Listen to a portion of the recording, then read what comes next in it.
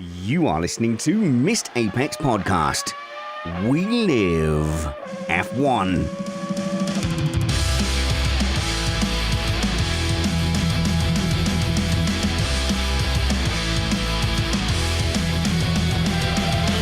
Welcome to Missed Apex Podcast. I'm your host, Richard Reddy, but my friends call me Spanners. So, let's be friends. Welcome to our Italian Grand Prix race review in what could be looked back on at the end of the season as a championship-defining race. And while Zandvoort, for me, was defined by who got the least wrong, this is a Monza GP where several contenders stood toe-to-toe for dominance. So, coming up, we'll discuss, did McLaren have a race win in the bush? What did Ferrari do right to get to the top step? What was a wasted weekend for Mercedes? What could have been? And the continuing woes of the symmetrically braking Red Bull. We are an independent podcast produced in the podcasting shed with the kind permission of our patrons and partners. We aim to bring you a race review before your Monday morning commute. We might be wrong, but we're first.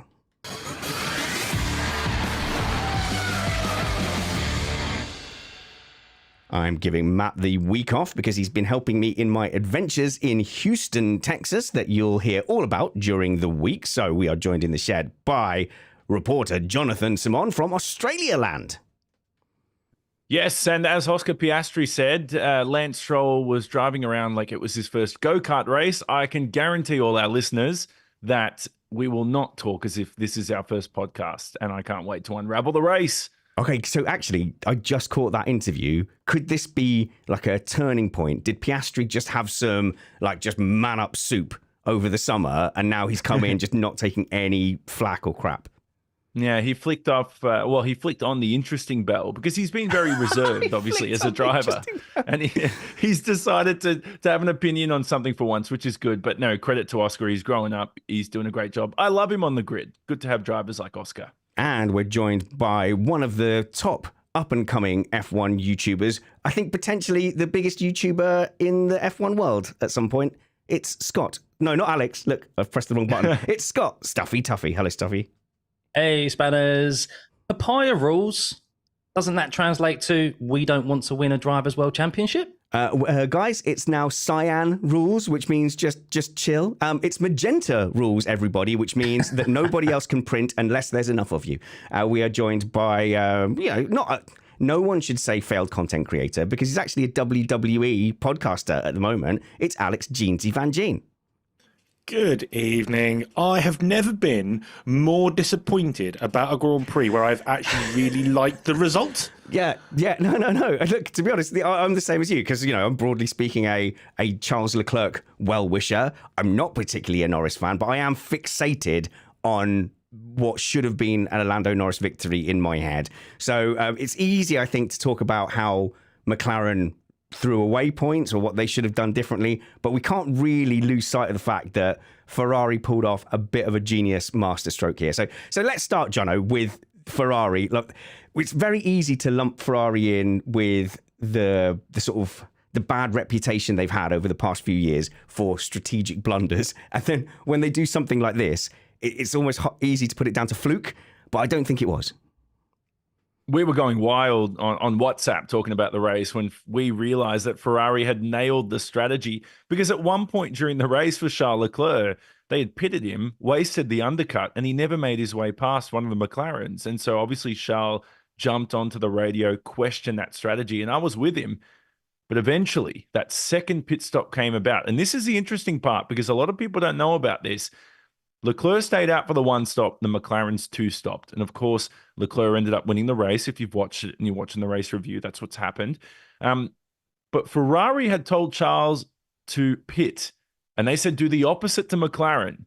So if McLaren had stayed out, there is a very big possibility that Charles would have pitted and he may not have won this motor race. Yeah, that's incredible. I mean, it's easy to say in hindsight, but I do have WhatsApp proof that I was chatting to Mike Caulfield, and when Norris pitted, it suddenly became clear that, hang on, did Ferrari have to pit? There's not a lot of the race left. Their pace hasn't gone off a cliff or anything. I think the one stop is on, and I think it might be a bit of a theme of races this year where teams have gone into the weekend overestimating the amount of pit stops that will have been required. So, you've had these forecasts of 2-stop, 3-stop. So at Spa, I think the forecast was 2-stop, maybe 3-stop. And in the end, Russell was able to sort of nearly do the 1-stop. So I think they might have just overestimated it. And I think 1-stop was probably the best strategy for all the top teams.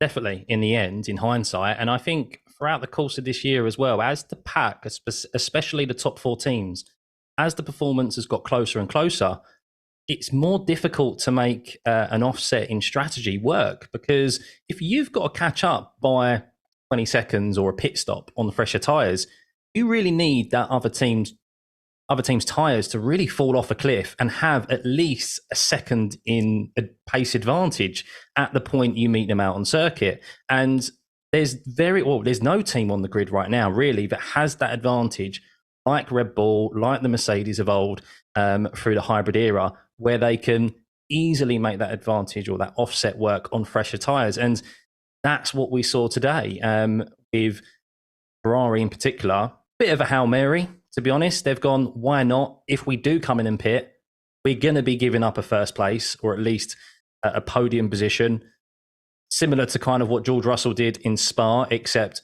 Charles Leclerc wasn't underweight. So I'm not right.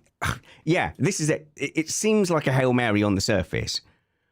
I think that they understood the graining and that they understood, because you had Carlos Sainz really surprised when people were pitting early and saying, well, they're not going to make it to the end. Why are all those cars coming in?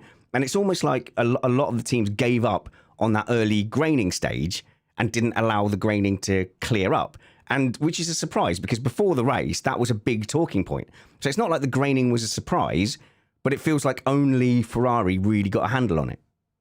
So I don't think Lando was ever able to do a 1-stop, because when all of a sudden his tyres started to grain, he went backwards really, really quickly. And I think, as Oscar has said a couple of races ago, clean air is king, and he was able to look after them a little bit better. But I think the problem was, because the McLarens were out of position, and by out of position, I mean there was not the correct McLaren up front and one McLaren was behind a Ferrari. I think both McLarens pushed a bit too hard, expecting to be quicker, expecting to be closer. Charles Leclerc was chill the whole race. He didn't panic. He didn't make any mistakes. There was lots of people making mistakes today, especially the 2 McLaren drivers, and he was just chill. And I think he just nursed it all the way home, which is odd for Charles, because Charles is always generally maximum attack. And I just think the McLaren drivers got it wrong, didn't look after their tyres quite as much. But maybe that McLaren just isn't as good at looking after the tyres as Leclerc and that Ferrari is. And 100% I agree, because the McLaren, who at one stage were pushing in the early stint, they were going about half a second quicker than what the potential 1-stoppers were doing at that stage of the race. If anybody heard Lewis Hamilton post-race, he actually mentioned this. He said, I was getting fed the times from the McLarens, and in his head he said, I don't think they're going to be 1-stopping. They're going to be 2-stopping here. So the interesting part is, in hindsight, you go, well, McLaren should have stayed out. But could that car have made it to the checkered flag with the rubber they had? Because Oscar said it post-race. He said, I didn't expect Leclerc's graining to go away, and it did. And that's something that was unexpected. And so Leclerc just somehow managed to clear the graining from his tyres and make it to the end of the race and win at Monza. It's a mini preview to the McLaren battle, but I think the reason why they were putting those fast lap times in was after the first stop, Piastri was then trying to build a gap and put pressure on Norris. And Norris was desperately trying to keep up and ended up having that little off. But they were, this was like the Mercedes guys against each other. You had Rosberg and Hamilton. They get in a battle, a genuine battle, and you'd realise that the Mercedes could have been going 2 seconds a lap faster this whole time. But they weren't looking after the tyres. Stuffy. 100%. They were pushing each other a lot, because Oscar knew from Hungary he didn't want a similar situation there where he gets undercut by Lando. Lando, of course, and we will get onto it, the incident between them. I say incident, obviously the overtake on the first lap. But if Lando was leading that race and they were controlled and measured throughout, they would have looked after their tyres much more comfortably. Now, would they have still made the 1-stop work? I'm not so sure, but I think they would have been in a much better position, because Oscar was fighting the undercut in both pit stops, and Lando was trying to catch up and overtake Charles Leclerc, got the undercut done, so was pushing on the outlap. These are things that both drivers would not have had to do if Lando was in the lead. Now, Oscar, might have pushed, but it's different, of course, if there are team orders in place. But back to Ferrari, Charles Leclerc drove brilliantly because he did 120. He was in the 123s throughout the whole of that second stint. And also, credit needs to go to Ferrari's upgrades. Now, I know there's always Monza specific rear wings and so forth, but Ferrari's big issue has been porpoising. That was not here this weekend. And it showed because they were so much better on the tyres than we've seen from Ferrari in recent races. And it's a good point too, because the upgrades they brought in for Monza, which is the traditional Monza upgrade package that Ferrari bring in every year. If you've never watched Formula One before, they basically spend all their resources designing an upgrade for this specific race. And they did a good job this year getting a fast car. But along with what Stuffey said was that upgrade, it's not actually going to show its most potential at Monza because it's an upgrade, like a general upgrade from the car. When we go to Baku in a fortnight's time, then Singapore in 3 weeks, I think that's when the Ferrari is going to be at its full potential from this latest upgrade. So that's a big deal for them. And just for context too, we talk so much about tires. Matt's not here, so we have to talk about tires a little bit more. But there was a resurfacing. So if anybody's come in and just watched the race, you don't know the context of this Monza circuit, it may have looked different to you. And yes, that's because they resurfaced the entire track. And so it was basically like driving a car on Velcro or carpet. And so this graining and the pickup was starting to occur for these tires. And that is basically what decided this race. It was a tire race to the checkered flag. Yeah, but it wasn't like a traditional tyre race where you're just talking about managing the wear. So just if this has passed you by, graining is different to tyre wear, where you're just using up the amount of tyre that you can use. And it's different to overheating, where you're where you're cooking the core of the tire and then you're losing grip like that, and that can have a runaway effect. But no, graining is temporary. So if you're sliding around on the new surface, basically you wear a little bit and you have little bubbles and little marbles forming on top of the tire, and then obviously you're not getting as much of a contact patch back. So the difference between graining and wear is that you can recover from graining. And so it's just fascinating to me that Ferrari read this perfectly. And in layman's terms, graining, could we say it's like pimples for tires? Sure, yeah. It's like the same thing. Is that a good thing? Yeah. Jeansy doesn't like that. Come on, mate. That would be more blistering, where it gets particularly hot in one particular point and bursts. But no, this is where the whole surface of the tire basically, it's the wrong phrase, but the top of the tire rips and shreds across and takes a layer of the tire off that sits on the tire, and it has to almost be rolled away. That's why you often see it on the edge of the tire, where it's all balled up onto the side, and then it eventually goes away and you get your tire back. But obviously, as Spanner said, that's very different to wear. Scott, I think we're neglecting another Ferrari driver as well in Carlos Sainz, because he played an influential role in Leclerc winning today. Because look, catching is one thing, overtaking is another, but there was a big tyre differential on Oscar Piastri and Charles Leclerc's car, and he was catching at a rate of knots at the end. He had arguably one, maybe 2 laps too short, and that could be attributed to Carlos Sainz because he kept him behind for around 3/4 of a lap there. Maybe. And I think that's enough to at least get him off of the rear, or keep him off the rear of Leclerc. Because at the end of that race, yes, Charles has managed it perfectly, but he's not under pressure. He's under an element of pressure, but he hasn't got a bright orange papaya car in his rear view mirror. And we saw how easy it is to lock up into the first corner, into a few offs in the second chicane, the Lesmo. If you've got a car on your rear in the closing stages of the race at Monza, on those long enough tyres or old enough tyres, there's more potential for a mistake to creep in. So just credit to Carlos Sainz. He played the team role as he's on his way out. I agree with you. And also Carlos got onto those tyres earlier as well. So he sent back very, very good data to the team as well. But also we talk about this a lot when it comes to the car on the better tyres chasing from behind. We go around this roundabout all the time and they talk about 1 or 2 more laps. But as you said, the driver in front isn't under any pressure, and they can manage themselves the way they want to. You don't know that Leclerc was flat out. You don't know that Leclerc couldn't go half a second a lap quicker. You don't know that the team have said to him, right, you keep up this pace and you will keep Oscar away from you. Oh, okay, you might need a little bit more pace just to keep him away from you. So we go through this ringer every single time there is a race like this, where everybody is like, oh, well, they can do it. I just think Charles Leclerc had this one sorted, especially because he still won by, 2.5 seconds in the end, and he managed that gap lovely. Yeah, I just don't think Ferrari and Leclerc are getting enough credit. So there could have been a universe where the McLarens stayed out and Leclerc did the opposite and decided to get fresh boots on and had enough pace. So I don't think we saw actually what pace Ferrari had in the end. And so also Sainz, yes, Sainz did well, but the gap between Sainz and Leclerc is more normal now. It's more settled. And I know it had been a bit peaky, and Sainz's stock rose a little bit at the beginning of the season. But, I've got no doubt that in race trim, all things being equal, Leclerc is the driver that you want in your car.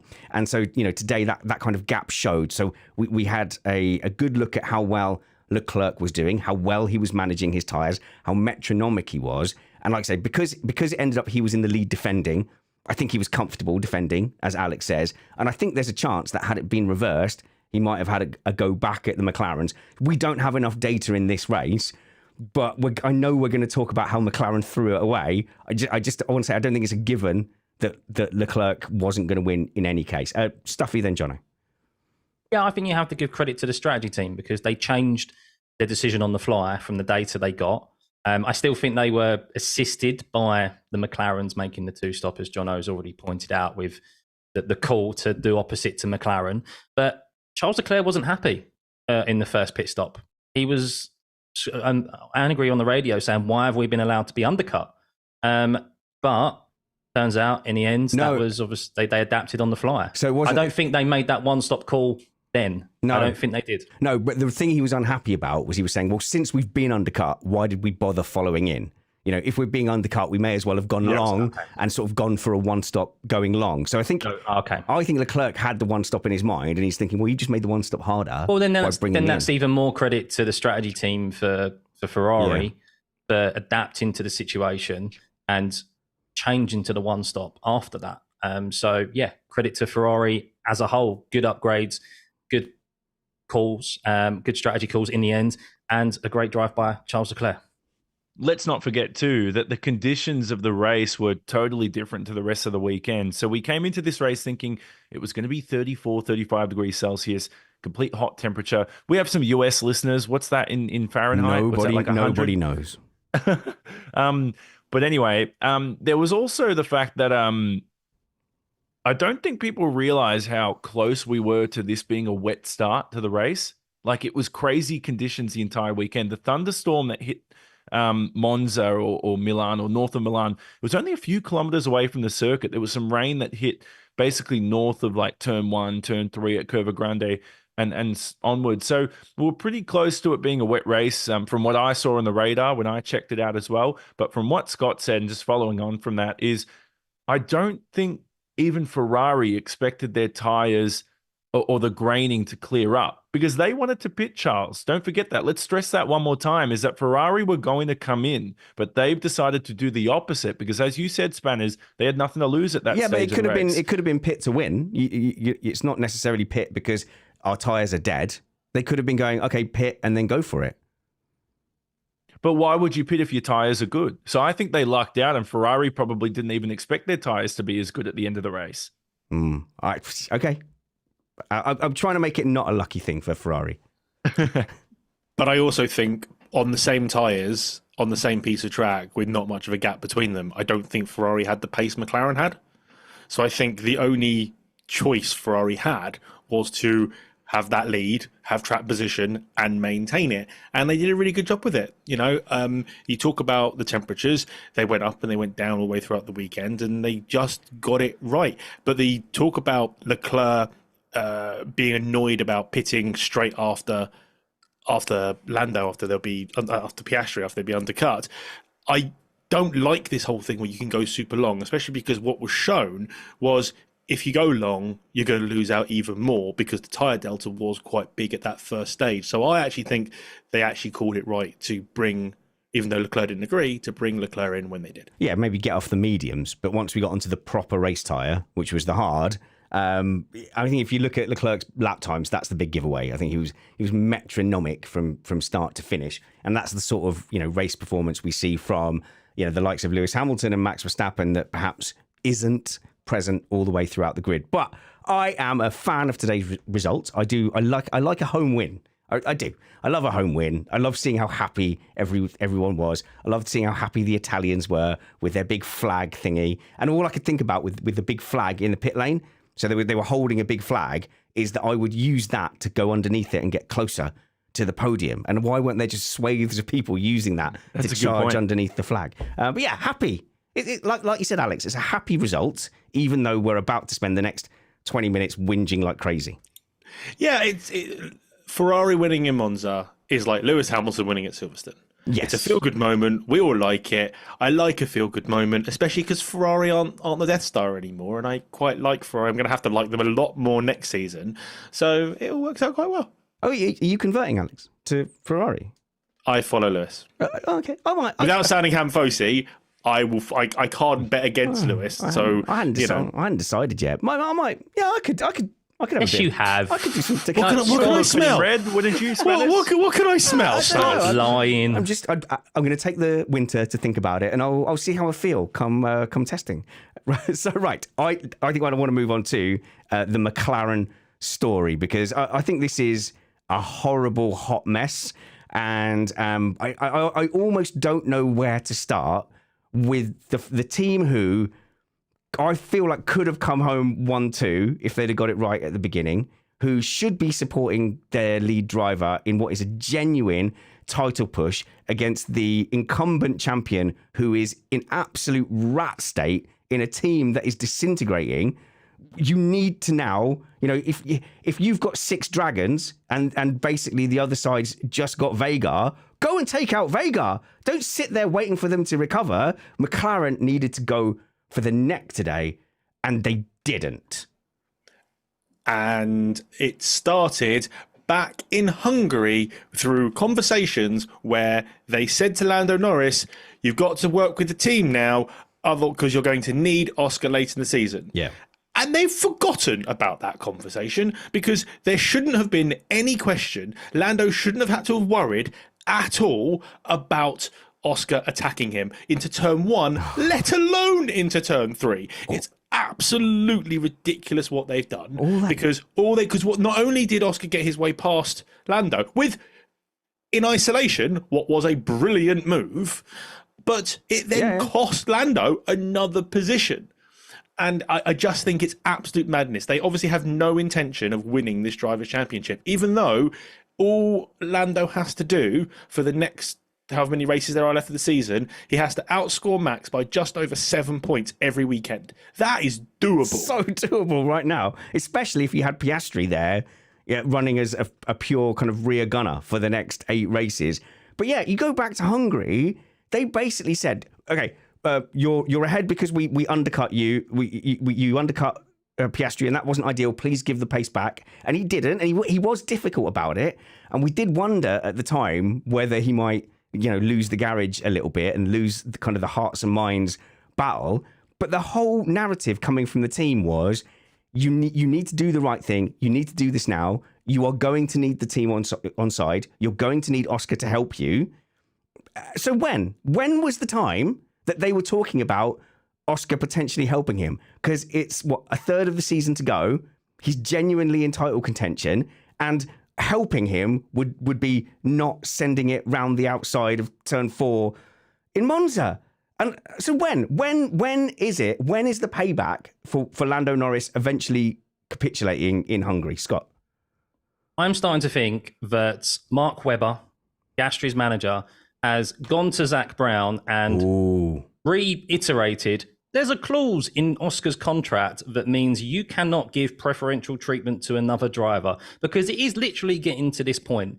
Like, there is no way in hell that a winning team that has actual faults and realistic opportunity of winning a world championship both not prioritize a driver.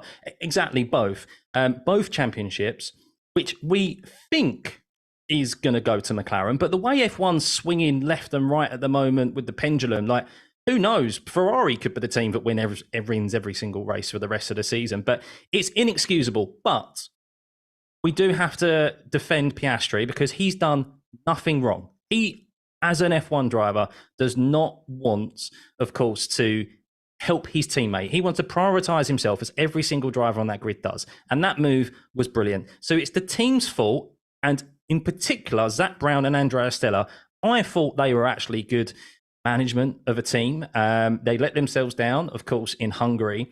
And they've let themselves down again. And everyone was saying it. Like, that gap today could be just over 50 points. It could be under 50, I think.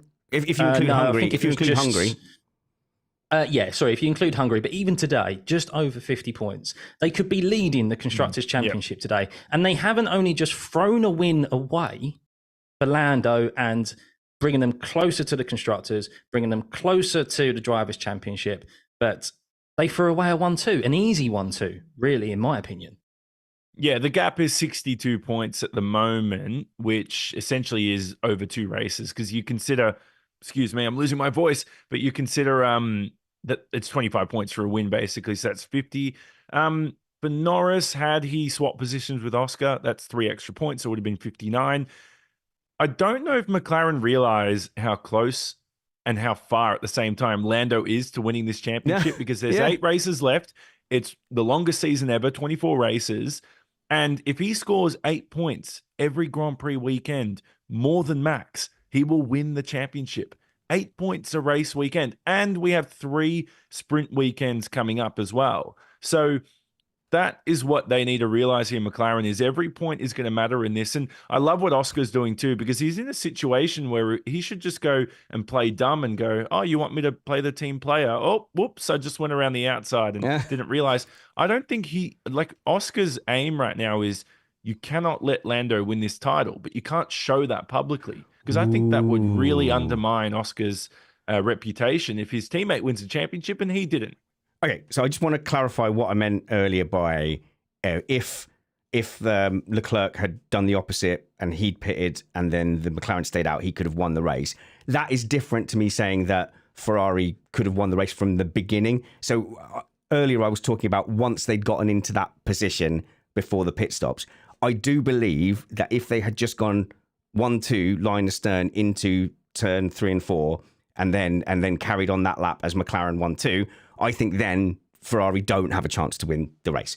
So you could even have, if you had a compliant Piastri, you could have Piastri just gently letting that gap go and letting Norris go forward and then having his own race with Leclerc and seeing how that works out. So, you're saying, well, I can't believe for a second, although I may be wrong, you just brought it to my attention, we think Piastri is actively trying to stop Lando Norris winning the championship. My thought is that he's selfishly losing it. He's just going, well, I just want to win races. I'm trying to race. I don't care about his championship. That's different to, well, I actively want to stop him from winning a title.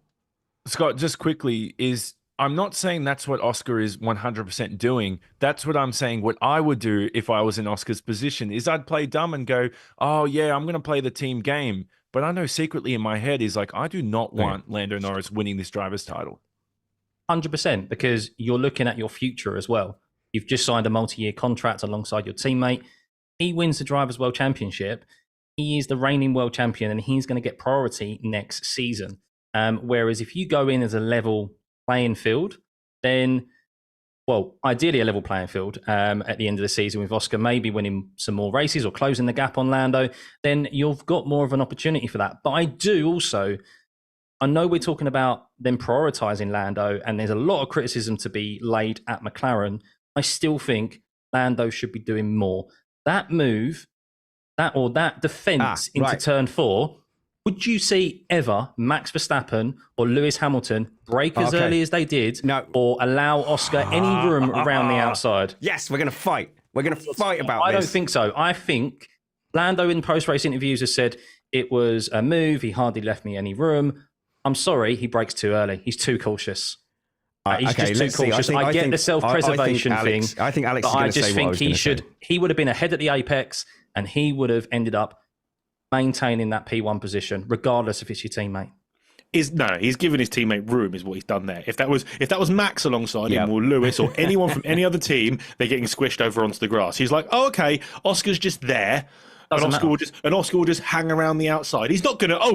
He's going for me. That's what happened. And I just don't think he ever thought for a moment that Oscar was actually going to try and squeeze him out around the outside when they are in 1-2. However much I loved the move from a isolated position where it was a brilliant move. Wasn't a fair fight. Lando was not there. This is a bit like Jenson Button and Lewis Hamilton in Turkey, whenever it was, which is where it was like, oh, okay, he's not going to fight. Oh, hang on, he's actually fighting me. But by the time he's realised he's fighting him, he's already passed him. Lando Norris, to anybody else in that situation, he brakes a lot later. He's ahead at the apex, and he shoves him off into the exit of that early chicane turn. He was being a good teammate and not killing his. Scott? What you're saying is he should have done what Verstappen did to Hamilton, 100%. Abu Dhabi 100%. 21, just shoved him off.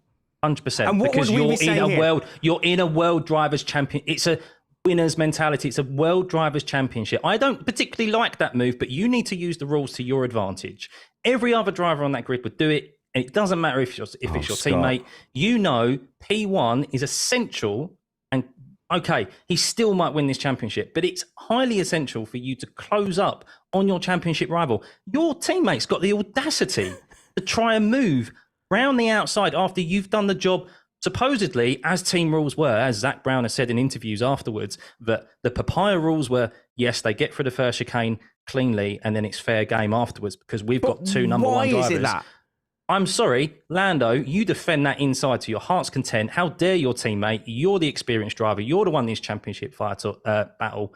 Put your foot down. Don't let him round the outside. Oh, this is maddening. If you get a 5-second time penalty, so be it. You're in a quick enough car. This is maddening. There is no world in which McLaren should be tolerating Piastri making a move on Norris and costing him the World Drivers' Championship. No, they shouldn't. What? They shouldn't. But Norris shouldn't tolerate it either. I'd be throwing my toys out the pram right now if I'm Lando. Throwing them out, standing up, going, what the hell was that? Even pre-race, if they've agreed these so-called rules before the race, why are you not prioritising me? Sod him. He's in fourth. He's over 100 and sod points behind Verstappen. Yeah. Prioritise me. I've done better throughout the course of this season than Oscar. Yeah, he may be getting good now, but I am the one who's done best throughout the course of this season. You prioritise me. And that's 100% which they haven't done. Okay, let's be clear. Nobody here is suggesting that there should have been team orders in Australia or in Bahrain or in Saudi. I'm very specifically talking about the second half of the season when only one of them can win the title. But I'm with you, Alex. I think he would have been surprised by that move because in any sane world at this point of the season, like even Raikkonen sort of yielded a bit to Massa in a championship fight. It just makes sense. Like, what part of Piastri feels good going home tonight knowing that basically he's put a massive nail in the coffin of Norris's championship chances? Well, like, does that feel good? It's not to his own benefit. It's not like he went and won the race. He had the decision to stay out and win the race and chose to pit. So is he going to bed feeling good tonight? I think what is that whole case of if you help your teammate to overhaul this massive points deficit to Max Verstappen and you help win the team the Constructors' Championship and the World Drivers' Championship, they're not all of a sudden going to go to you, right, when we're back at zero for the first Grand Prix next season, you're the back runner to Lando. You've proved you don't have to be the back runner to Lando. If anything, I think him helping Lando win the title will actually cement him more in that team. Lando has deserved the position of number one driver. He has been with McLaren a long time. He has signed very long contract deals when there was probably other options for him on the table. He has remained loyal to McLaren. And I don't think McLaren are repaying the loyalty to him. And, you know, what Lando said, he said, if I'd braked any later for that corner, it's going to be very difficult for me not to run my teammate off the track. And the last thing he wants to do is have contact. He's not a big contact driver. So if he'd have run into the side of Oscar, That's a good he point. he might have just biffed Oscar off, and everything would have been fine. Or he might have broken a front wing or spun round. Remember last time we saw two cars go into that corner side by side? It was Sebastian Vettel and Lewis Hamilton, and the car on the inside spun. So I think Lando was very surprised to see his teammate up alongside him going into that corner. And I also think as well, there was a debate from somebody on Twitter mentioned how, well, this is a Brit bias thing. We want the Brit driver to win the driver's title and the Aussie to give up points. And I was like, come on, now that is a bit of a silly thing to say in that situation. Yeah, I know. It is what it is. I have no complaints. I want to see a driver's fight and a driver's title. And I don't care who it is. I don't care what country they're from. There's a chance for Lando Norris here to win the title, Stuffy. I hope you agree. No, 100%. But I genuinely don't think McLaren do. You could easily, even at the end, have swapped positions. Piastri wasn't going to catch Leclerc. Yeah, why not swap him at the end? That was easy. Everything is pointing to them. Just not, as Jono said earlier, McLaren, I don't think, have taken a step back and actually realised how close they are to both championships.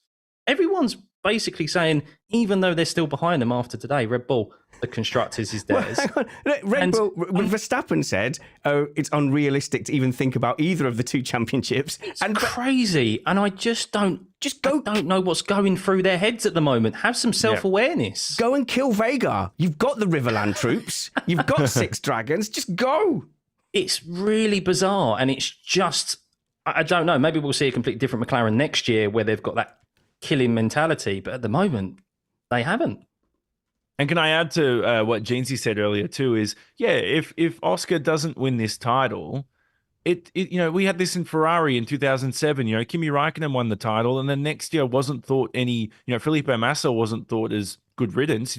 He was then in title contention himself. So who's to say that Oscar helps Lando to a title this year, and then next year the screw is turned and we flip the switch, and it's Oscar going for a title. I think that relationship between those two drivers is dead.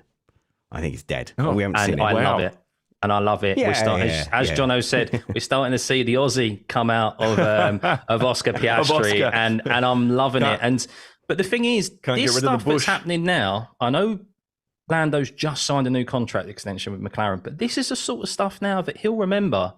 Red Bull if Max moves on. This is how you lose drivers. This is how you lose drivers, especially someone who's been at the team for so long and has helped build them up, arguably, to where they are today. Yeah.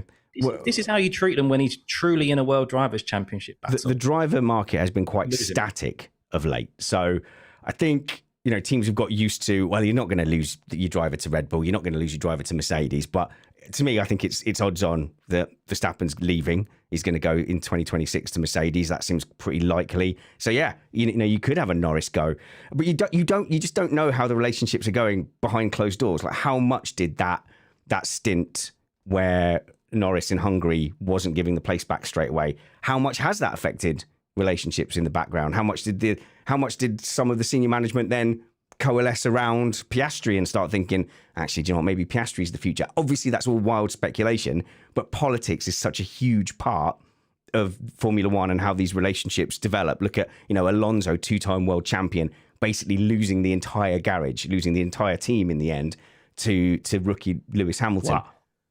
That's because that's Fernando Alonso. That's a bit of an outlier. That's because Fernando Alonso's up. A very good, distinguished veteran driver is what Vangeen was trying to say. Look, my outstanding thing from this is that the maths could come back in a very real way and bite McLaren on the final day of the season.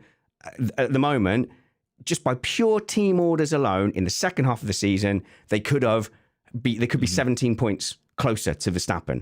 Now that's tangible. Look at the state Red Bull are in at the moment. It could easily get to the point where Norris loses the championship by 10 points.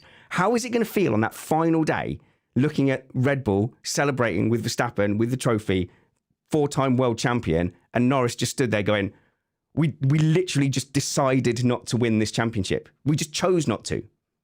It's crazy. All right. If I was Lando Norris, I would genuinely.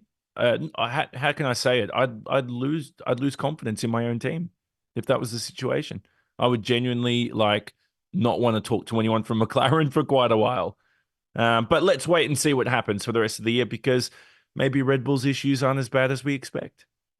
McLaren have been the only constant really throughout the course of this season, and they need to take advantage of it at the end. They've still got 8 races and 3 sprints to make that advantage work that they currently have.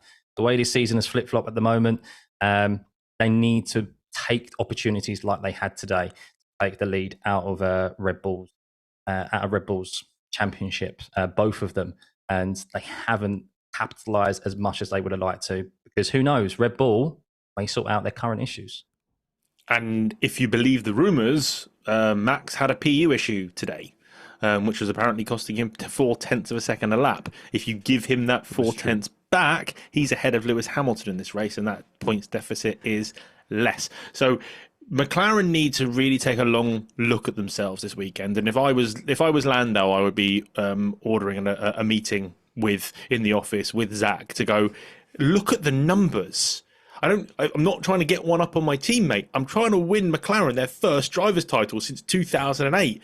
Let's go for it. Yeah, and look, if you're listening, McLaren, if you're thinking, we don't know what to do about this, but let's see what Mr. Apex says. It's not too late. It's not too late. If you change your policy for the remaining 8 races and sprint races, everyone will understand. Nobody will sit there and go, oh, you shouldn't prioritise Norris now. Nobody is going to disagree with you if you just say, yeah, we've got our papaya rules. We are parking that for the title run in because this is the biggest opportunity this team has had in a decade. I'm only angry and furious about this whole situation because I'm a McLaren fan. I have been a McLaren fan for a very long time. All my underclothes underneath my race gear when I go karting is all McLaren t-shirts. So please, McLaren, just think about both titles, because on this Ham Fosi podcast, we don't want Max getting a 4th title. It's as simple as that. Yeah, I could go into depth into who I'm cheering for in the Norris Verstappen thing. It's like you could make a psychological drama about it. But let's talk about Red Bull now.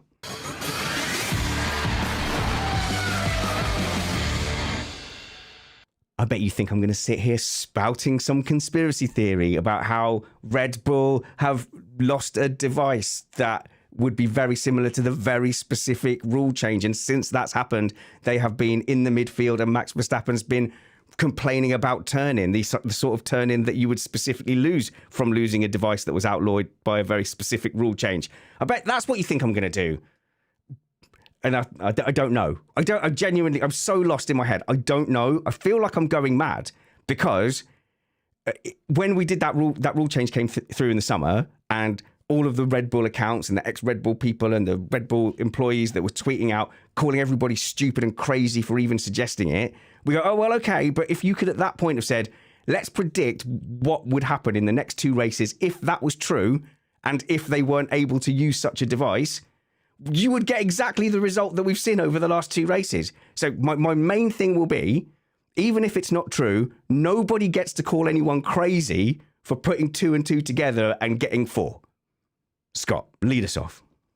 They have either been nerfed, as you've just suggested, because joining the dots up. I inferred it, I think.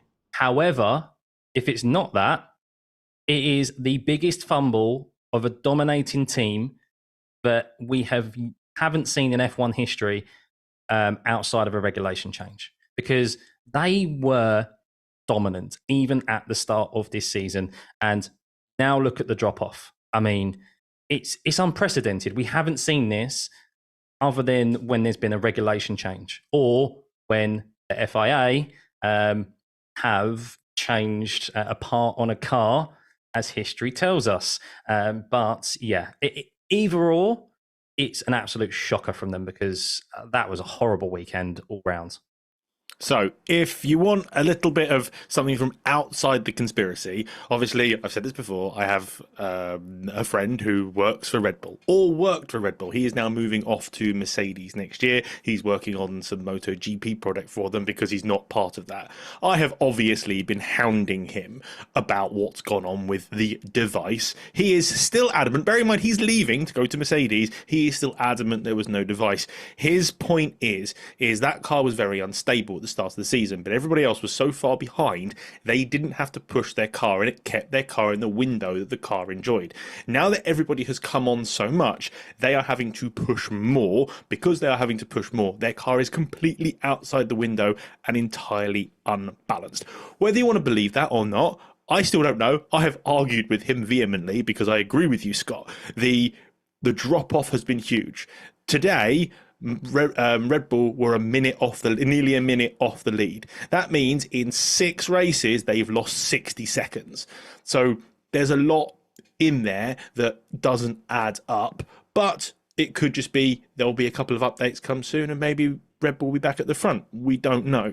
But that's from my insider information, at least anyway. But Spanners will disagree. No, I never want to insult your contact, and I don't want to insult the people from within the team and the people who are ex-employees who've been very fervent on Twitter. I'm not accusing any of them of lying.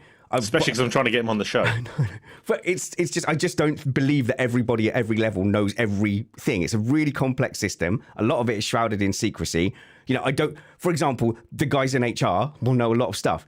They won't know the inner workings of those pieces. So it's not inconceivable. Did everybody know about the flexi hose in Red Bull? That would be a good experiment. Let's find somebody who was at the start of the hybrid era with Red Bull and who was working in, say, the brakes department or the rear wing department. Did you know about the flexi hose, or was that kept in line? Let's speak to anyone from Ferrari in 2018, 2019. Did you know about the fuel flow, or was that something that was specific to one department? I'd imagine if you were doing something that wasn't necessarily, that you thought might be in a grey area, maybe black, I don't think you'd stand up in front of the whole company at the picnic, in front of all the kids, go, hey, do you know what we've done? We've only done them on the regulations. We've only put in asymmetric braking. The more people you have involved in a secret, the harder it is to keep. Which is why flat Earth isn't right, but we can talk about that another day. I understand where you're coming through on that point. I mean, but as far as I'm concerned, my contact has been very clear from the start of the season that the car's imbalanced, and he couldn't actually believe how slow everybody else was. Yeah. But your contact also said that Perez and Verstappen are driving the same spec of car, which is quite clearly a lie, because now they're driving the same and they're quite close. With a PU that's 4/10 off. That's a good point. Hang on, so Jono, you're waiting. Jono, then Stuffey. Well, let me actually explain that quickly. I was going to bring it up later, but that 4/10 a lap, the PU issue, I think I'm understanding it more over the last few hours. Unfortunately, I'm not in the paddock, so I can't just go and walk into the Red Bull garage or text my Red Bull engineer mate like Jeansy was. But the issue was essentially more of a battery issue. And I don't think it was there the entire race. So it started to happen about 10, 15 minutes into the race. If you actually looked at the telemetry, he was having issues at the top speed heading into turn 1 and on the run down to the parabolica. And each time in total, it cost him about 3 or 4 tenths a lap. So I don't think if you multiply that over 53 laps, I don't think he lost the 22 seconds that we think he did. I think he probably only lost about maybe 10 or 15 seconds at most. So that was the issue that Max Verstappen was battling all race. And that's why when he pitted, and I remember you and I, Alex, we were on WhatsApp amazed at how Max made his first pit stop and was not catching Lewis Hamilton, which he should have, because he should have wiped the floor with Hamilton and had 5th place. Verstappen should have easily had 5th place today without the car issue. But that was the issue that he was basically dealing with. In terms of the car drop-off, have we seen anything like this for a championship leader? Never. Since 2009, when Jenson Button in that Brawn, they were so quick. It got to Monza. Barrichello won the race. It was the last time we saw that Brawn car as dominant as it was. The difference was after Monza, there was only 3 races left in 2009. But in this season, we've got 8 races left. So we are in for a massive, massive championship fight, in my opinion. But the drop-off from Brawn was purely money-based. Yeah, they didn't bring any updates throughout the whole season. It's an entirely different situation. Today's race, really, it could have been even worse for Red Bull. I know you just mentioned that he could have, without the power unit issue, he could have caught Lewis Hamilton his ifs and buts. But George Russell fumbled the start, and he had to pit super early for a brand new rear wing. Yes, Alex, I know you're a Russell supporter. We'll get to Mercedes, but he fumbled the starts, contrary to what he believes that Piastri potentially brake checked him. But what? He never said that. He hasn't said. He said, yeah. He said Piastri weaved in front of him and Piastri hit him and broke his wing. What? That's where the broken wing came from. no, but you can yeah, see it in the video. No, he comes he- across, hits him. But Piastri was in clear air. He was clear to the side of sneezed him. on him. He wasn't. No. Piastri comes across, clips his front wing, then goes ahead. Then George misses the braking or what happened with I've the got to braking, then hits relook him at that. again. Wait, hang on. He a minute. didn't brake check him. No, so you're No, he saying didn't brake check him. I don't as- think he brake checked. So you're saying did as George say Piastri- that though? He said he braked early. Not brake checked, but No. he braked too early. He braked too Oh, early. You're come on. insinuating he's No, I brake don't checked think him. so. I don't In think a so. corner where you're basically coming Okay, to a so standstill. I He had didn't- he got a good recovery drive, and that's all we're going to say about George today. So Move on, please. that's why we didn't see where the wing damage was, because it happened before the alleged brake check. So it was as Piastri came across, he actually clipped his wing. I thought it was with the barrier because he got very I thought close it to was. those bollards and clipped one. Well, look, it's easy. If Piastri hit him as he came across to take up his racing line, which I didn't think he did, I thought he was quite far ahead, then that's Piastri's fault, 100%. You can Yeah, see I'm the not smoke entirely come sure. off the two cars. At that point, before... Okay, I'm going to have to go. I'm going to sit and point. rewatch I'll have it. to But review that, I but do anything. think George then hit him again when he went past him. Right, Well, okay. anywho. When he Anyway, misbraked so it. Scott was on a point. I'm going to read... I was on a point. that Someone in Discord it could have- show it that could video. have- It could have been even worse for Verstappen today. He could have finished 7th because really he had Russell covered off with the strategy, and of course Russell was fighting Sergio Perez. But did you notice that Sergio Perez's pace was other than he fell off in the second stage of the race, but his race pace was pretty similar to Up to Verstappen the second this stop, weekend. yes. Well done, he And- wasn't rubbish. 4/10. Yeah, I know. Well done. He wasn't rubbish, but it's just it's really not right in the Red Bull camp at the moment. Okay, hang on. Let's be clear. Perez was finishing broadly where Perez has been finishing. So that's not a leap forward. Verstappen has gone back. Can we just be really clear what has happened in the last few races? Okay, so we're 6 meant to- races now. We haven't heard the Dutch anthem, by the way. No, but we're meant to believe that basically out of the top 8 cars, 7 of them have taken a symmetrical and equal leap forward, leaving poor Verstappen behind. Like, do you hear how implausible all of that is? You go, yeah, McLaren have taken a step forward. Yeah, I'm sure they have. Yeah, Mercedes have made progress. Yeah, I'm sure they have. Yeah, Ferrari took a leap forward 2 races ago. Did they? Really? Perez now has taken a leap forward. Everyone but Verstappen has taken a leap forward. Can we just digest that, please? Perez's leap forward is not symmetrical. He was so far down that was a skyrocket upwards. Everybody else was symmetrical in terms As of... Spanner said, he hasn't leapt forward. No, he has stayed where he is. Exactly. And Max has gone back to join him. Everyone has stayed where they are. Max has taken it. Something has happened to Verstappen's car. It Can I is- sorry, you go, Scott. Sorry, Joe. I just wanted to just reiterate again. This is unprecedented. No matter whether it's because of the device that they've had to remove from their car or whatever it may be that wasn't within the regulations, or whether it is because they have taken the wrong route with their upgrades or updates, shall we say, because they haven't had the upgrade effect or their concept. Regardless, I think as well of the, I've seen people comment it's because of the cost cap, reduced wind tunnel time. Right, catching up with that's them. valid. That's valid. Yeah, but it's valid, but not to the point of them flip-flopping that they're now the 4th fastest car on the grid. I mean, That is listen, unprecedented clearly from the a 4th dominance fastest that car. they had Yeah. in the first 5. Well, Max Verstappen has still won Adrian 7 Newey. races this year. And this is the rumour, if rumours are to be believed. So Adrian Newey told them or advised the Red Bull engineers to not go down this route. And they ignored him because can stay in obviously your be more- Aston Martin Red Bull project. It can obviously Adrian. be more than one thing, right? And there was, of course, a sort of changing of the guard. And it's perfectly normal in a season for maybe 1 or 2 teams to sort of change position and like a really close horse race, nip up. But for one to be winning by 30, 40 seconds to then being the 4th fastest car, obviously there was other things that were going down from the start of the season. But this latest drop is obviously dramatic. So something is happening. And I do not buy Christian Horner's explanation of I don't know. I haven't got a clue. But that is how it sounds. But don't say it was the braking thing. Maybe when Horner deleted all his text message history, Oh, it also deleted some oh, designs for the car. Well, they're clearly starting to deflect because Helmut Marko is telling people to review McLaren and Mercedes front wing now. And it's just like, you need to just focus on your own car. As I mentioned, it's clearly not right in the garage. After qualifying, Max was in the back of FP3, I think it was. Max was in the back of the garage, literally shouting.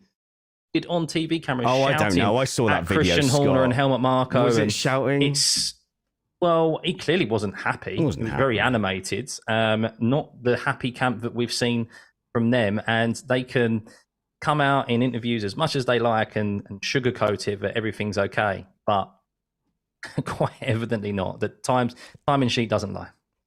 Just before I raise a great point about Max's race today, if you do say so. Let me quell a quick conspiracy. So at the start of the race, I watched it back. George and Oscar did make contact with the front right of his front wing. When, though? The bollard you're talking about, Scott, was actually the left side. George hit the left side of his front wing, so it wasn't the piece that came off. When was the contact? When was the contact? So they never made contact under braking. Right. They never. It was on the straight. It was on the straight. On the straight, Right. 100%. Which also, can we mention, and that F1 TV decided not to replay Carlos Sainz whacking into the side of Lewis Hamilton as well? That just drove into the side of him. Just drove into the side of Lewis Hamilton and no one mentioned it. Not even Lewis. Yeah, I'm surprised nobody talked about that for the rest of the race weekend. No, I missed it. I missed it completely. So we had also Max Verstappen trying to get Lewis Hamilton a penalty because George Russell was fighting George Russell, not Hamilton. Yeah. But he ended up trying to get Hamilton a penalty. But there was quite a lot of action, and I don't know if we can class these as whose faults is it's, but there was quite a bit of contact, Johnny. To actually segue on that wasn't the most dramatic radio message from Max, because that was, you and I were confused. We were like, why is he calling for a penalty for Lewis? And we watched the opening lap. I don't even think they were next to each other for most of the lap. Maybe the second chicane. I don't know what Max was on about. The next thing is Max's radio message at the end was very telling his team to stay awake, because I think he was in a different, I don't know what he was talking about, some engine mode. I have no idea. But basically telling him these points matter or this positions matter, which tells us huge signs. And that's the first time I really felt that the championship pressure is piling on the Dutchman. Finally, with 8 races left, it's on. I know we've said it this whole podcast, but just to clarify one more time, did you know this championship is still on? Even though it's 62 points, McLaren, they don't know. We know. And Red Bull messed up another pit stop today for Max Verstappen. They cost him 6 seconds in the pit stops. Yeah. So it's not all going to plan. But if you want to talk about messed up pit stops, McLaren boys, I mean, Lando came in super duper hot. Okay, he was probably called in late. Massive lockup, hit the bollard, and somehow didn't get a speeding penalty. Must have just got it down correctly. And then Oscar came into his pit box all awkward. The McLaren boys seem very, very ragged with a very, very fast car.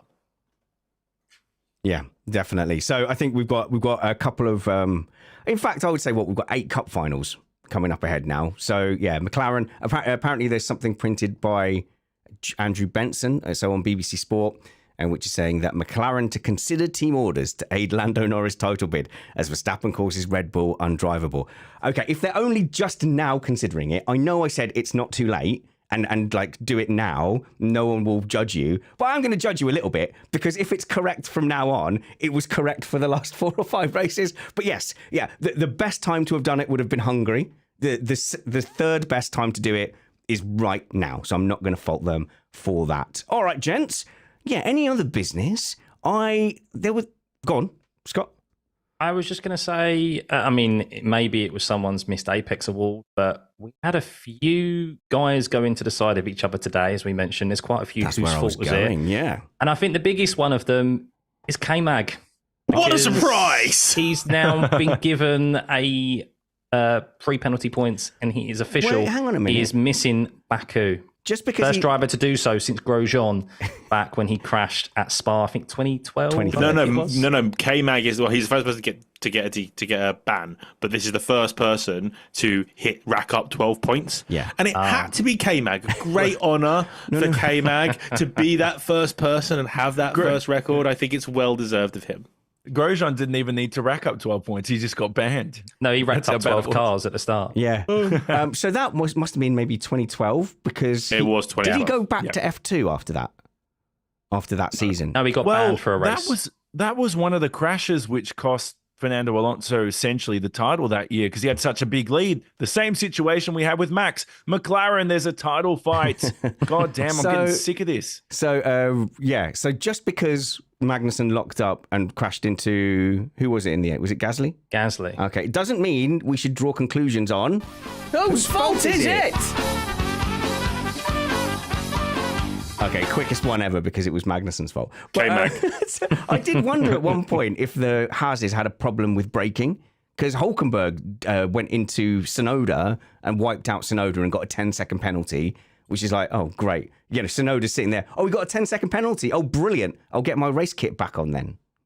There is a question to be asked, though, and I know technically they're kind of the K-Mag one and the Hülkenberg one, they've locked up and they've gone into a side of the other car. But they both got 10-second time penalties for that, for causing a collision. Whereas Daniel Ricciardo, right? I know he misjudged it and he went over. And I'm just saying, I have opinions. Discussion to be had about it. He moved over, forced Hülkenberg off of the circuit. Now, technically not causing a collision, but forcing a driver off the circuit was 5 seconds. And AMAG and Hülkenberg's was 10 seconds. Yeah, and that was questions that were being asked about potential in penalties. So I actually don't mind that. The one that stuck out to me there was that normally they don't penalise things like the Ricciardo one on lap 1, which I don't like because it sort of has given everybody, oh, it's the Wild West for lap 1, just do whatever you want. So I'm happy to see that Ricciardo penalty. So that is very similar to what Hamilton did to Piastri, I think, last season at Monza at that same corner, where basically you're not on the outside and you want to take up the racing line on the outside, but you misjudged it. There's a car there, and you end up causing an accident. And I thought there was contact with Hülkenberg on that. I don't think Hülkenberg just drove off. I thought they did touch. He got forced off. It was only one way for him to go. Yeah. So for that, I think 5 seconds, that's consistent because I think that's what Hamilton got in that contact with Piastri as well. The 2 10-second penalties are kind of race-ending penalty manoeuvres, so similar to what Verstappen did to Hamilton at Silverstone. Can't remember. Yeah, the sort of... I agree with the Hülkenberg one. I think the K-Mag one, while he locked up, then again, I've always been, now I'm going back on myself here. I was about to say, well, actually, Yuki Tsunoda ended up out of the race and K-Mag and Gasly carried on like normal. But I've always been a big advocate of it shouldn't be penalising the intention, not the actual outcome. So 100%. I think it's kind of correct. Magnussen wasn't happy about it, of course. But yeah, looks like not confirmed yet. They need to ask permission of Mr. Fred Vasseur whether or not Ollie Behrman can drive in Baku. And I'm sure Fred Vasseur is kind of headfirst in a bucket of champagne at the moment. So they might have to wait a couple of days for his hangover to recover from his hangover before they get permission. Well, unofficially after the race, Ted Kravitz did say he walked into the Haas garage and they said, yeah, it's going to be Ollie Behrman because it makes sense because he's driving for them next year and you'd put him in. Imagine if they come out. Yeah. Oh, Pietro Fittipaldi's actually coming in next round. He'd be like, what? That doesn't make any sense at all. But you might as well put Tonio Liuzzi in the car at that rate. Because, right. So it's going to be Behrman. We think it's probably going to be Behrman then in Baku. And I think everyone got a bit overexcited about his Saudi performance. I think he did just fine. He was told to babysit the car, bring it home. And he did. It wasn't a good performance. Sorry to say. It wasn't. No. I think it was a good performance. I think in terms of the situation he was in, I thought he did a good job to nurse a car and make it home. In terms of in comparison to a race-winning car, he should have been up there. Yeah, he should run it. So how about, I know obviously it's not as difficult a track, but another rookie today, Colapinto, replacing Logan Sargent. I think he did a decent job. Finishing P12 and he had the whole weekend. So I'm not criticising Behrman's performance because he missed FP. I think he missed the whole Friday, didn't he?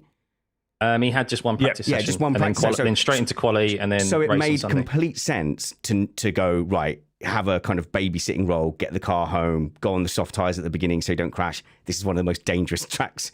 Still beat Norris and Hamilton.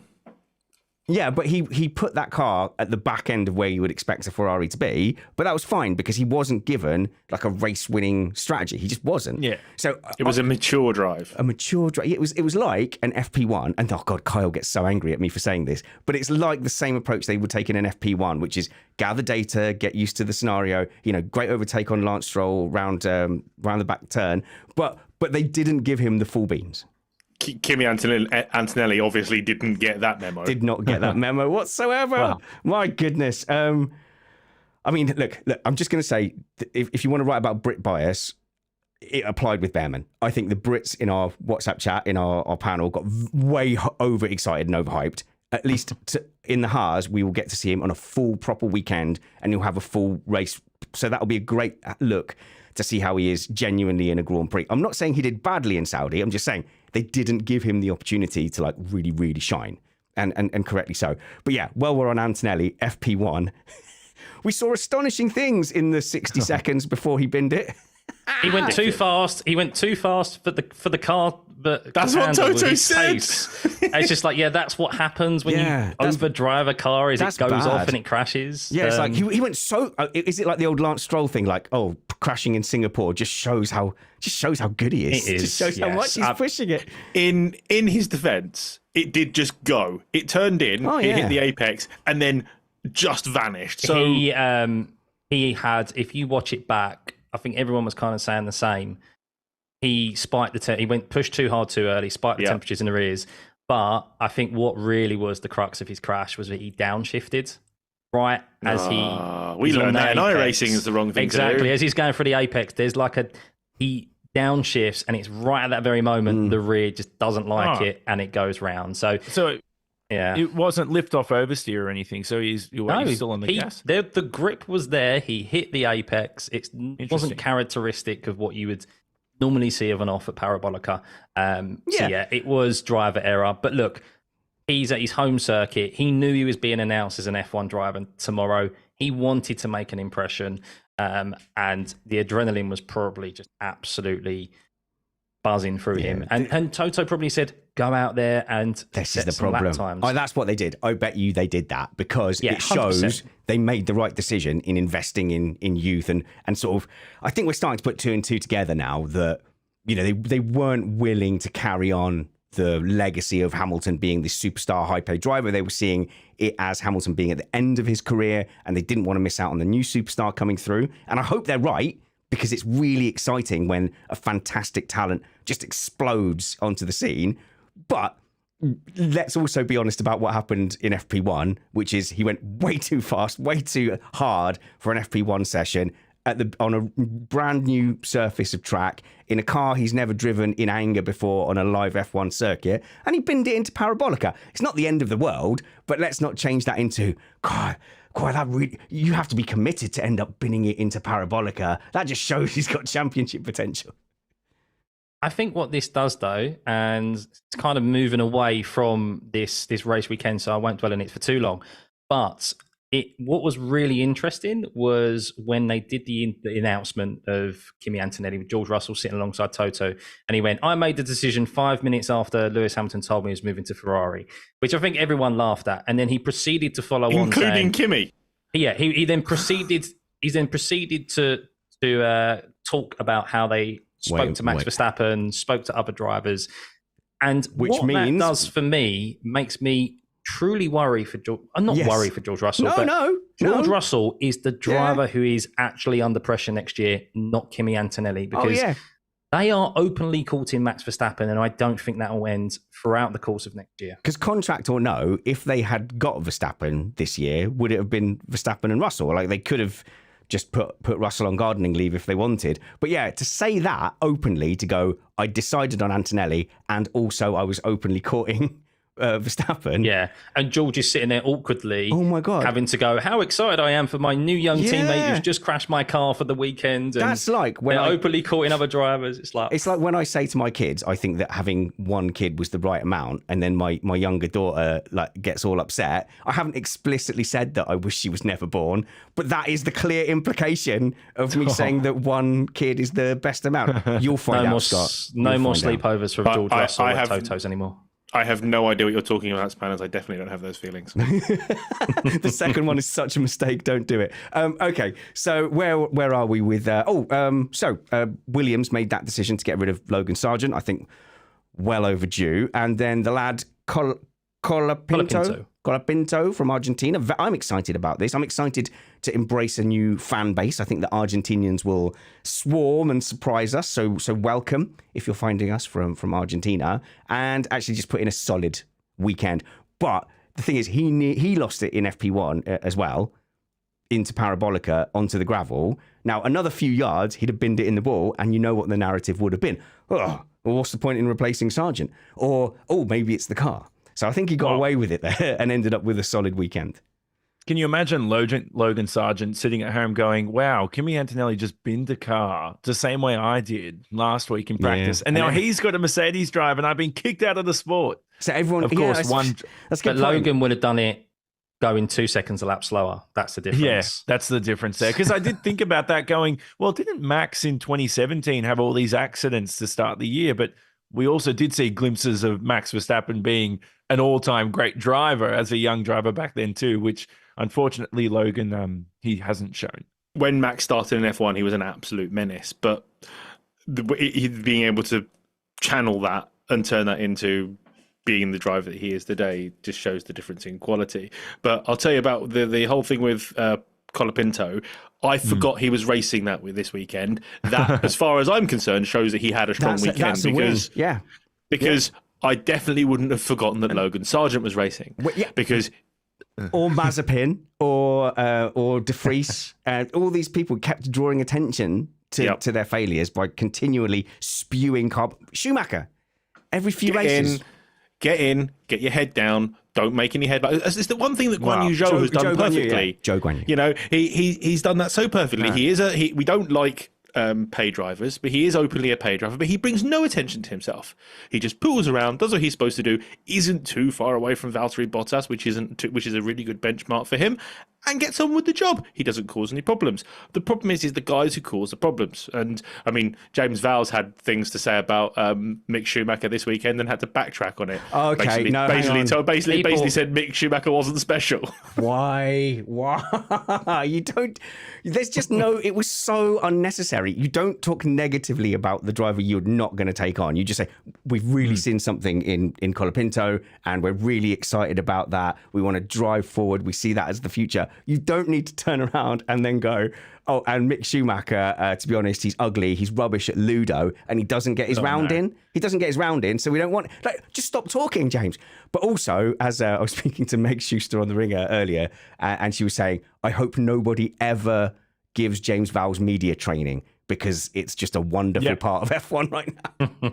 He has no filter and it's actually brilliant. I actually love it too. And by the way, who spelt Colapinto's name on the top of his garage on the Thursday? Because they spelt it wrong, which I don't want to use this as a bad thing of the weekend, but people who spell names wrong, if I showed up to my first F1 weekend and somebody did that, somebody deserves to get a big, I don't know, what's a British word to give a slap on the face?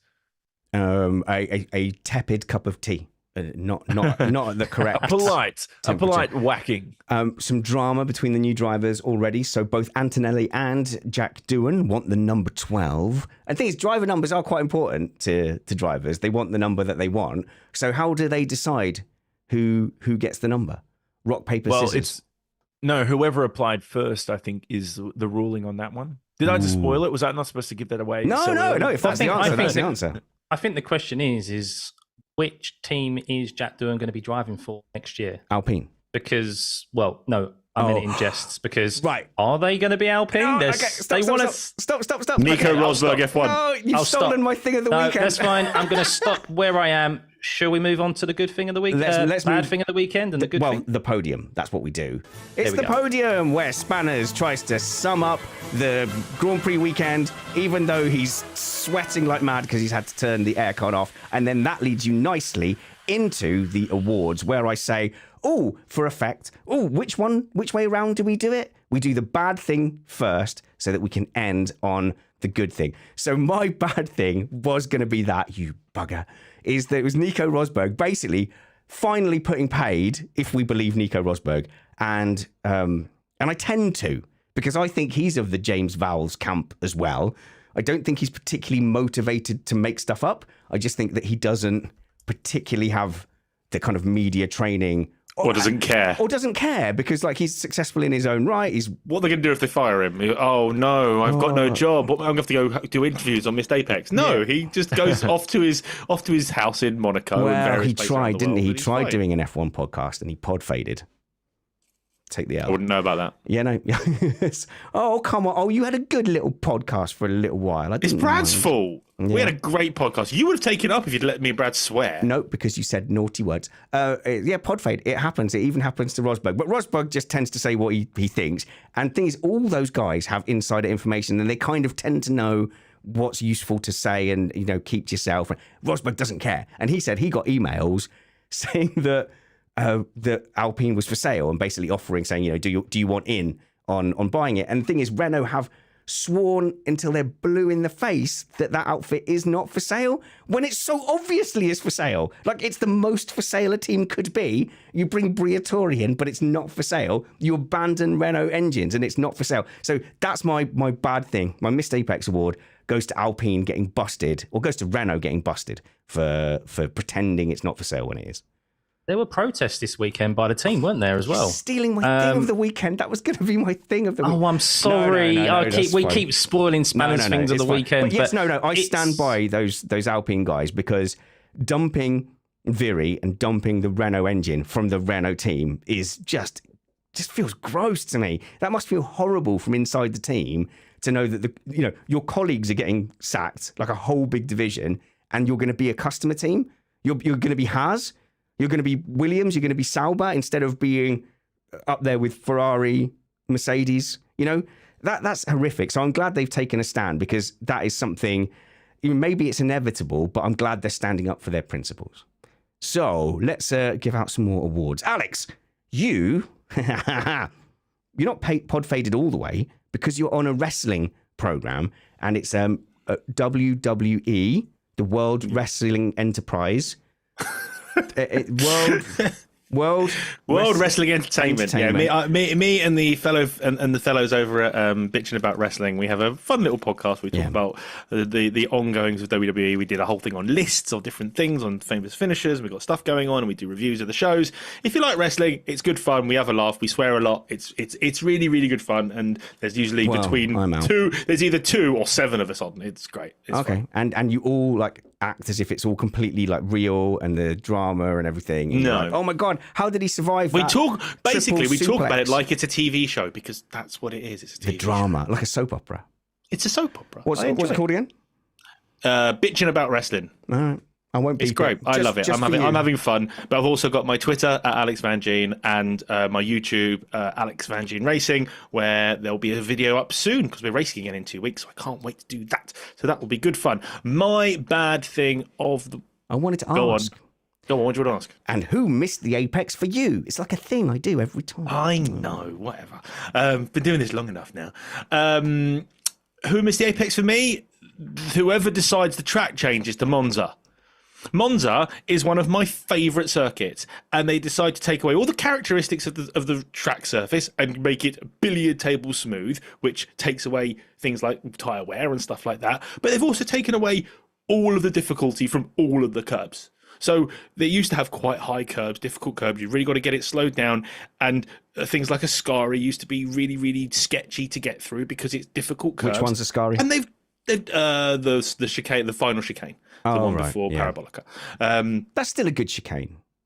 It's still a good chicane, but it's not as good because there's less danger. But what they've also done, which is a really crazy decision, they've taken away a lot of the entry curbs. So before you go into a corner, there's often like a couple of meters of red and white rumble strip before you go in, so you can open the corner a little bit. Yes, What it also does is it stops all this dust and dirt coming on to the circuit, which we saw so much of. It looks spectacular, but it's not very safe, and it's not great for racing because you can literally end up in the wall very, very quickly. So I just feel like they've ruined one of my favourite circuits. So now I just hope iRacing are listening, and iRacing do not change it. Leave it as it is. Scan it. I don't know. I really didn't like the turn one curbs. I'm happier with it being a bit flatter. But I noticed they weren't like going 4 wheels over the inside curb, which I thought they were going to. Lewis was in practice. Oh, was tried. Yeah, he went airborne. But they have in general. And you realised they it didn't work. Yeah, in general they weren't. So it still acts as a proper curb because they have to take it. Hashtag use more curb. Scott Stuffy Tuffy, you are on YouTube. The thing that you do that's of any value, your TikToks, take them or leave them. It's just about how you crash into people. That's fine. TikToks. I you don't can just find... do TikTok though. Oh no, I can't believe it. I was going to win. Now I've crashed into 8 cars. No, look, sharp. People can watch your TikToks if they want. We'll link it. But the best thing you do is the watch alongs. That's the success. I genuinely think you could potentially become the biggest F1 YouTuber there is.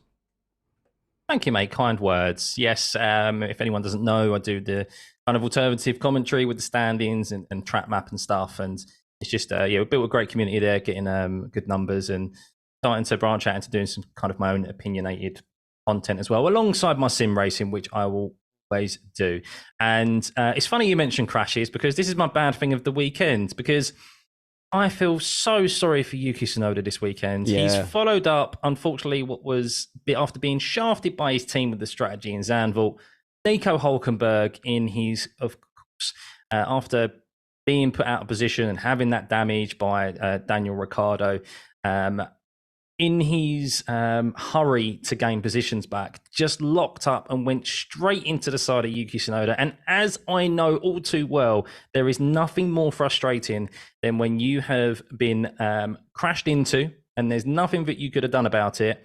You end up out of the race, and then the perpetrator, still goes on to finish the race. Yeah. It's even though Hulkenberg didn't have a great finish, he finished 17th. I can only imagine Yuki, especially, how frustrated he was back in the garage. Excellent. Go and follow Stuffy by clicking the notes clicking the links in the show notes below. We have Jonathon Simon, making your name sound all fancy, Simon, even though you're Australian. His real name is Bruce Spoonifer. Bruce.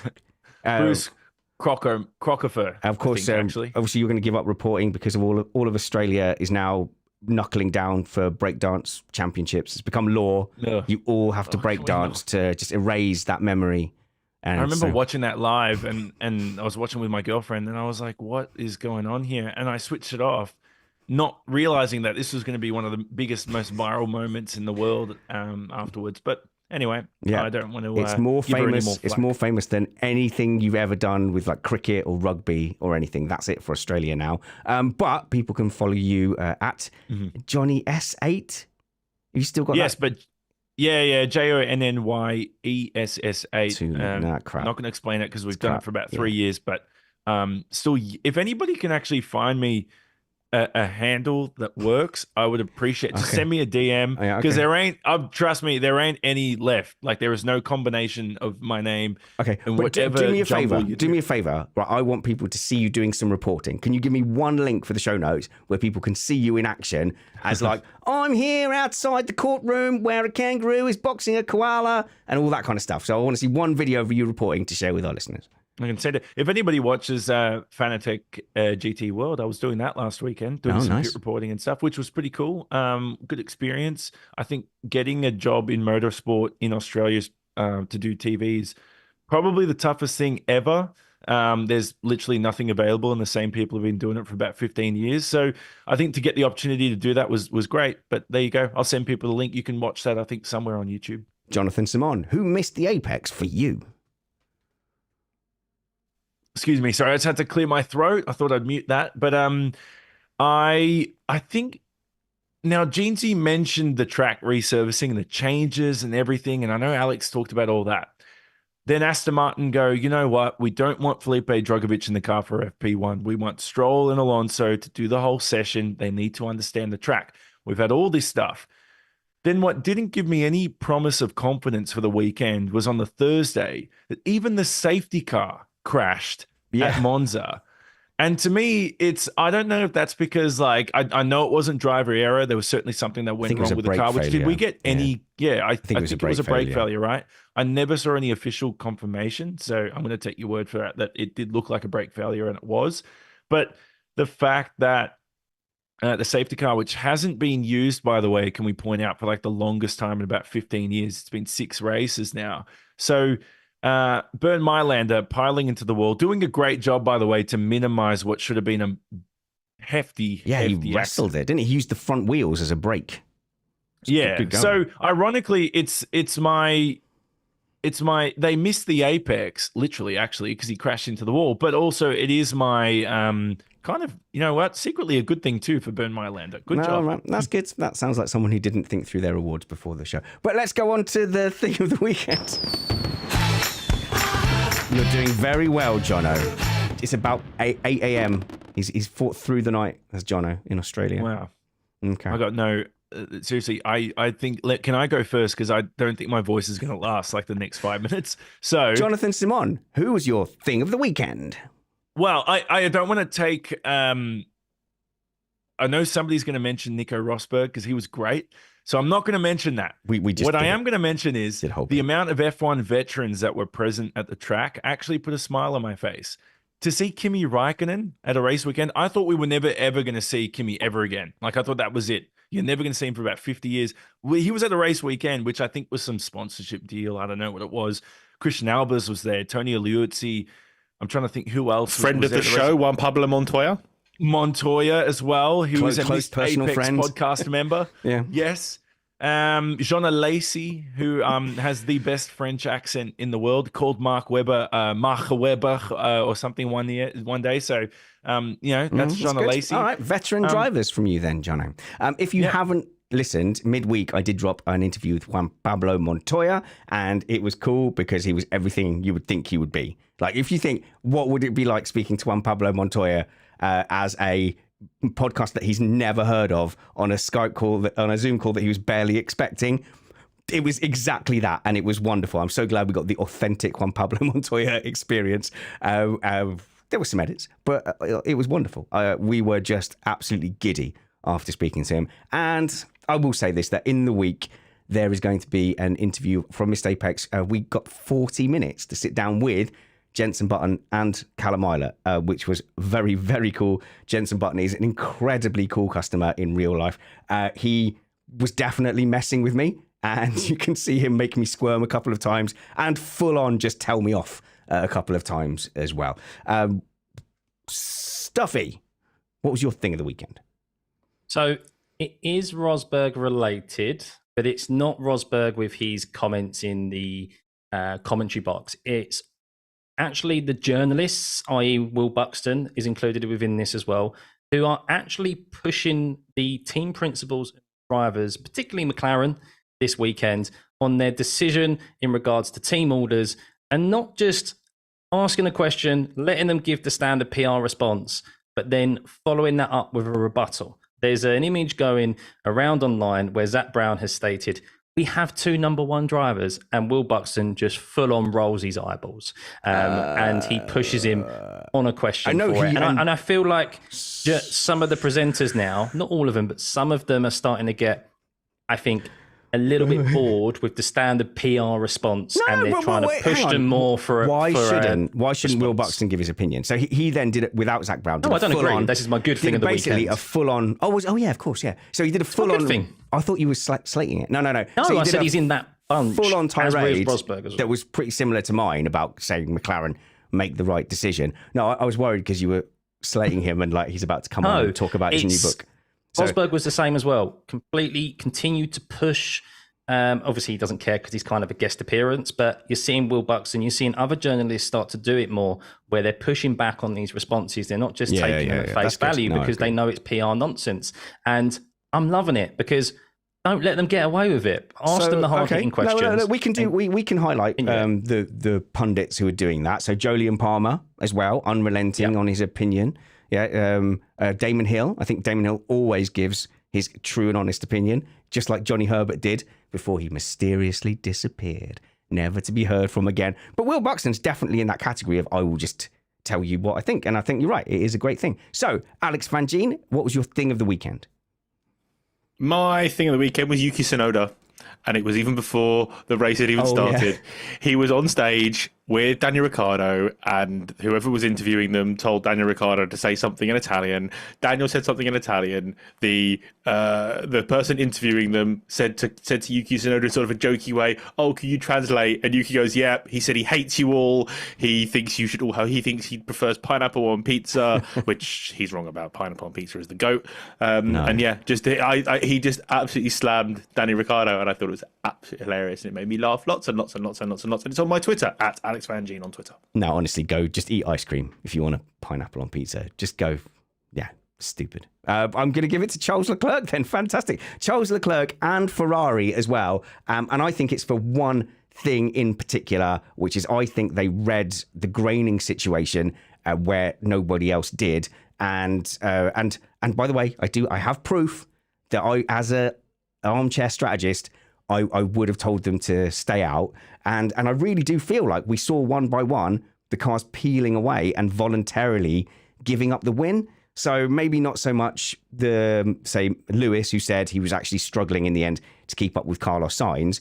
But both those McLaren drivers, if they had not been fighting each other, probably wouldn't have even got to the graining point. And I'm convinced that Piastri could have stayed out and won that race, because, you know, Leclerc was sitting there managing as well. We don't know if they both stayed out, was Leclerc going to have the legs on those tyres to go and catch and then pass Piastri? So no, it comes down to Ferrari today reading the tyres perfectly. Thanks for joining us on Missed Apex podcast. Consider being a patron at patreon.com/Missed Apex. Thank you to the guys that have stayed with us all season, and we had a bunch join us since the last Grand Prix as well. We have a Discord channel, which is cool. Me and Matt, now summer's over, we'll get back on our Patreon podcast, patron-only casual podcasts, and you'll get a link for an ad-free feed as well. Patreon.com/Missed Apex. Help us stay in the charts and keep going, and just basically encourage us to keep doing this kind of thing. Go and follow my panel. Go and follow Stuffey. Go and follow Alex Vangeen. Follow Jonathon Simon, and of course, follow me. I'm the best one. Until we see you midweek, and then is it a triple header, guys? Double. Azerbaijan and Singapore. So we've got a weekend off. And then, so we'll have news on Sunday, and then the week after that, we'll have our Azerbaijan Grand Prix race review. But until we see you next, work hard, be kind, and have fun. This was Missed Apex Podcast. Oh my God, I'm so hot. Milk was a bad choice. Milk was a bad. I've had this fan. I'm in a glass shed of emotion. I'm freezing.